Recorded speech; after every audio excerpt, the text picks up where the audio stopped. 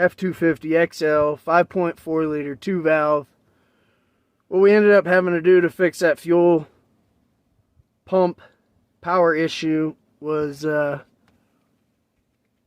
inner relay in the old board was bad, and I had already acquired another board, but I was gonna jump it, and I was looking for good videos on how to jump it.